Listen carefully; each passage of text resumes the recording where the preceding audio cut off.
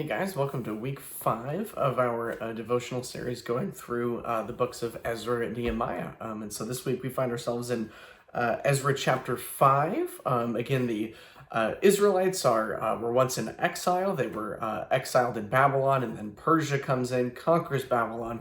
Now they are sent back to the promised land, to their homeland, to Jerusalem.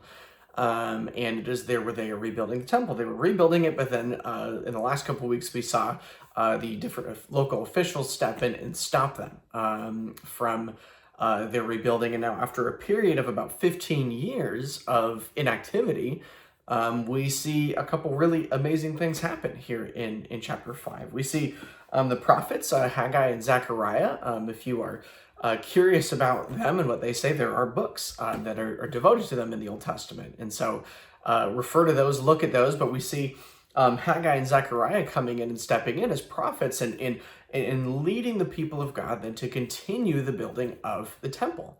Now, as this is happening, you then have a couple officials step in again. So these officials, these ones were Tattenai and Shethar-Bozenai, they step in and they start to inquire about what's going on. Again, the previous officials stopped the building because they were hesitant to allow this to happen. They weren't sure what the Israelites were going to do with this temple that they were putting together. So now these two officials come in, and now they start inquiring about what's going on.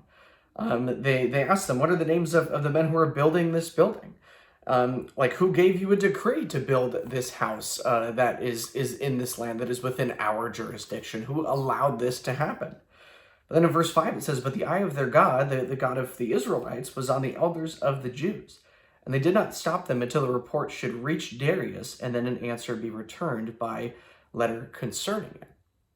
And so then what happens in the rest of this chapter is a recalling of Tattenai's letter to Darius, to the one who had issued this decree. And as we see this kind of unfolding, and as we look at this chapter happening, again, it seems like a very simple, it seems like a very quick, it seems like a very irrelevant passage to everything that's going on and to just the book as a whole. But we can learn quite a lot and pull quite a lot from Ezra chapter 5, from what we see here. See, we see this inactivity, this period of time where, again, they built the temple. There was weeping by the elders of Israel over the temple because it wasn't quite the foundation wasn't quite what the previous one was under King Solomon. And now they've been stopped from their building. I mean, it seems like they just keep running into roadblock after roadblock after roadblock. But this chapter helps demonstrate that God is present in the little things. That God is working in and through the small things.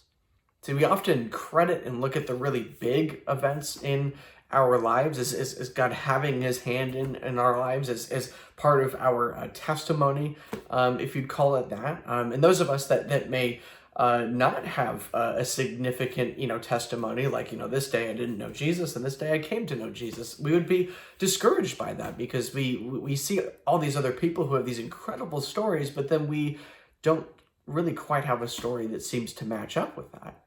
See, Ezra, I think, can teach us a lot about this because we see God interacting and having his hand in on really small things that are seemingly small, but end up being really large things. See, verse 5 again, but the eye of their God was on the elders of the Jews, and they did not stop them. So the officials did not stop them from continuing their build until the report should reach Darius. See, God is working in and through even people that aren't even his. He's working through these officials that don't even know who he is and don't even come to worship and obey him. And yet he is still working through the rulers of the world to accomplish his very purposes. So Haggai and Zechariah step in and they encourage the building to continue, and God himself confirms that by stepping in and working in and through even rulers that don't even know him to accomplish his purposes. See, God he's present in the little things. He is present in the little things. And that even in a time of delay, even in a time of suffering, even in a time of hardship, like the time of the pandemic that we find ourselves in, even in those times, God is present. And God is working in and through things and in and through people. And God is even using people that we wouldn't expect to accomplish his very purposes. And so this chapter is here to help, should help give us confidence in who God is.